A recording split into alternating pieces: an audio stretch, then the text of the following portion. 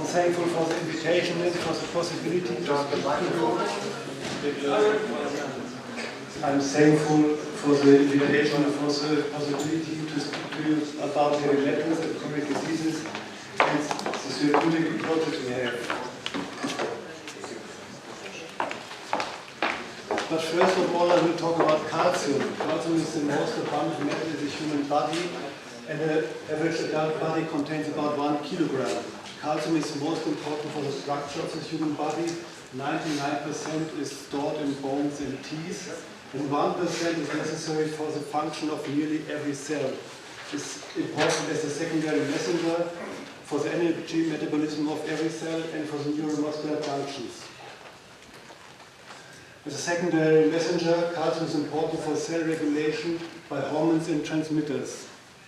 This is important for muscle contractions, synthesis and secretion of neurotransmitters and hormones, gene expression, regulation of enzyme activity, and regulation of ion pumps.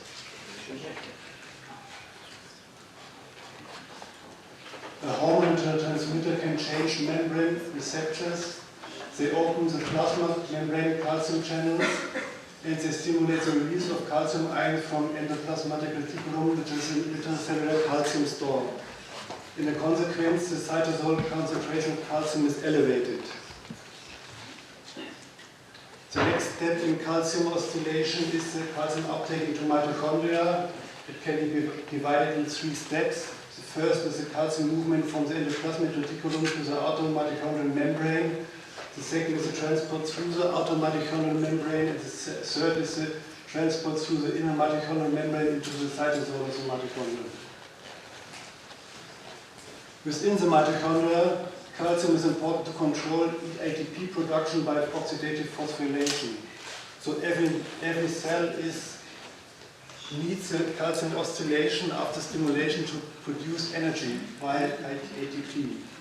Cell signals are linked with ATP production via calcium oscillations. It's an important basic mechanism for every lymphocyte, for every neuron, and for every heart muscle cell.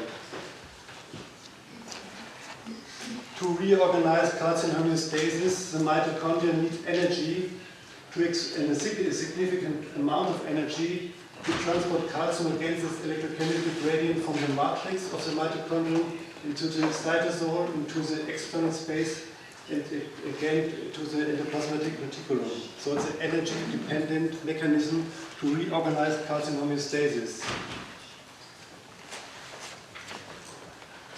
The loss of ATP leads to a loss of calcium homeostasis, and the loss of calcium homeostasis leads to a loss of ATP. This is a circulus viciosus, which can happen in every chronic disease. If the mitochondrion is unable to get the calcium out, the calcium is accumulated in the mitochondrium, and this plays a key role as a trigger to mitochondrial pathology, especially when the calcium uptake is accompanied by another stressor, in particular ROS or RMS. So it's very important that electromagnetic fields causes altering in intracellular calcium homeostasis. Hundreds of studies show that microwaves can change the calcium fluxes and intracellular calcium signaling. Extremely low frequency electromagnetic fields causes various biological effects through altering intracellular calcium homeostasis. This effect is not only dependent on calcium channels, there are also mechanisms which are channel independent mechanisms. So the therapeutic use of calcium channel blockers is only one possibility, but it's not sufficient for everybody. So electromagnetic fields induce a loss of calcium homeostasis, which leads to a loss of ATP, and a loss of ATP led to a loss of calcium homeostasis, culminating in cell dysfunction and delayed cell death. Not only electromagnetic field can cause calcium homeostasis disruption, also toxic metals has the possibility to disrupt the calcium homeostasis. The mimicry of toxic metals is first described in 1981 and is one basic mechanism via toxic metals can be harmful to the human body. Toxic metals can displace essential metals, In consequence, there is a loss of function for small molecules, enzymes, and nucleic acids. It's important for every cell. For example, aluminium, mercury, lead, and cadmium via toxic mimicry can disturb the calcium homeostasis and lead to a loss of mitochondrial function. So the disturbed calcium homeostasis, the impaired mitochondrial ATP synthesis, and the collapse of the mitochondrial membrane potential culminates in cell dysfunction and delayed cell death. Electromagnetic fields and toxic metals work as cofactors in the disturbance of calcium homeostasis, culminating in cell dysfunction and delayed cell death. Many studies have described this mechanism that aluminium, lead, cadmium, mercury, methylmercury, nickel, and titanium dioxide and electromagnetic fields can disturb the calcium homeostasis. So it's not important to have a great amount of cadmium, of aluminium, of mercury in the body. It needs only a few of them and electromagnetic fields, and you have a disturbance of a calcium homeostasis and damage of the mitochondria and the cell death. So this leads us to our working hypothesis. The dysregulation of calcium homeostasis is a combined effect of toxic metals and electromagnetic fields. And the reduction of concentration of toxic metals leads to the reduction of calcium homeostasis dysregulation. So if you reduce the concentration of toxic metals, you reduce the effect of EMF on cells. This is very important, and we heard it today in the morning that it's possible. How can we reduce the concentration of toxic metals in the human body? What therapeutic approaches we have? We have metal binding agents, for example, ETA, DMPS, DMSA, and different kinds of DTPA. They can bind metals and remove them from the body within hours. To show you an example how we can use metal binding agents in environmental medicine, I will now present to you a case report. A 40-year-old female came to my office and she had a severe chronic fatigue syndrome for many years. She had a loss of memory and cognitive function, she has dermatitis, and diminished ability to perform activities of daily living. Her ATP level was decreased to 0.69 micromole, which is very low under the reference value. I make a challenge test with chelating agents, a combination of CDTPA and DMPS. And in the first test, she excreted a lot of aluminium, lead, mercury, nickel, and cadmium. So these are toxic metals which can disrupt calcium homeostasis and which can disrupt ATP production. Rounding on this test, on this first test, I started a therapy which was ongoing for 1 year, and I administered every week 1 or 2 times different chelating agents. For example, 11 times DMPS and CDTPA combination intravenous, 28 times a 3-hour regimen of magnesium EDTA, 7 times DMSA alone intravenous, and 4 times DMPS alone intravenous. The therapy was accompanied by oxygen therapy, by the therapy of a leaky gut syndrome, and by intensive orthomolecular therapy. After 1 year treatment, she recovered, and she had an improvement of memory and cognitive function. She had an improvement to perform activities of daily living, an improvement of quality in daily life, and she was able to open a practice for psychotherapy. The ATP level intracellular elevated to a normal range. The symptoms are still good. It's 6 years after the therapy, they're still good, and it's not important to undergo the chelation therapy in this patient. It was an intensive treatment, but it's not usual for everybody, and at least we need 1 year, but since 6 years she's good and she can work continuously.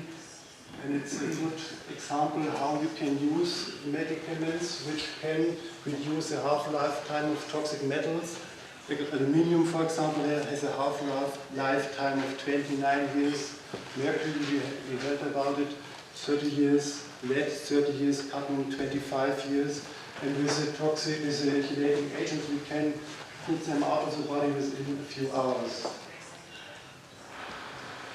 So the use of metal binding agents is a good therapeutic approach to detoxify metals and to improve the mitochondrial function and the energy metabolism of nearly every cell. But in standard medical treatment, its chelating agents are only used for the treatment of acute metal intoxication. They are not used for the treatment of chronic metal burden from the environment.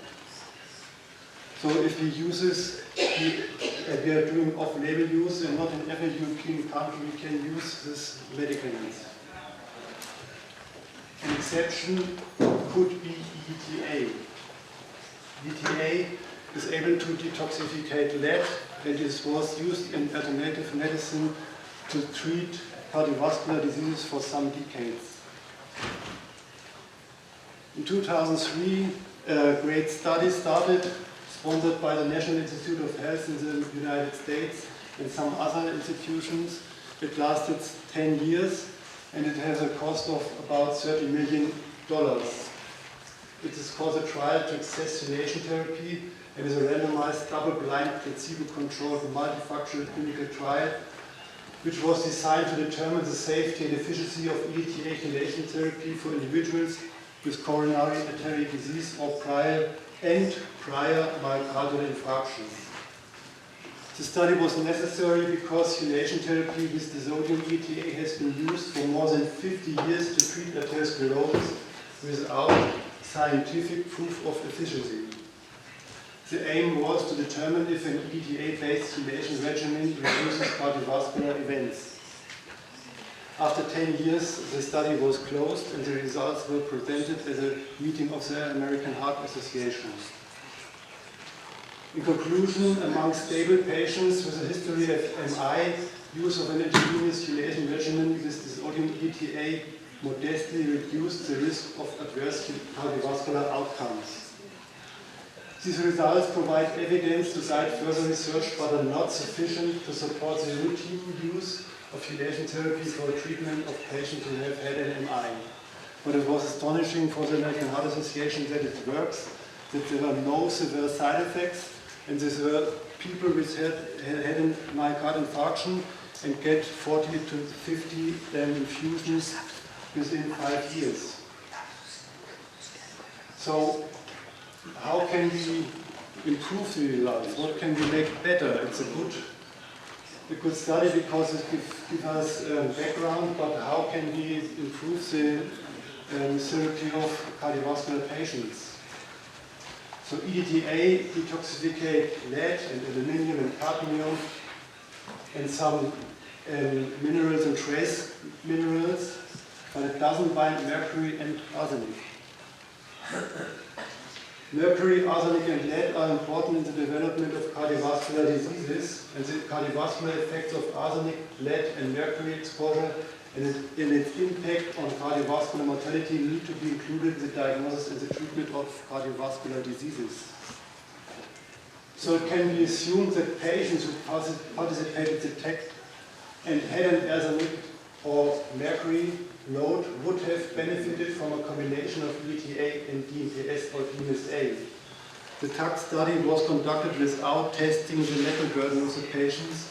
It was a treatment without looking if there's a burden of arsenic and mercury, and so it could be better the results if there would be first the diagnosis and then the treatment. Nevertheless, the trial to access chelation therapy is a milestone in the recognition of the therapeutic use of chelating substances beyond the treatment of acute metal poisoning. So we can conclude that the use of metal binding agents should be recognized as necessary for the treatment of diseases which are linked with chronic metal burden from the environment. Getting back to my topic, I can conclude that the use of chelating substances for the treatment of chronic metal intoxication is a novel therapeutic approach for patients with CFS, MCS, and hypersensitivity to electromagnetic fields. Thank you for your attention.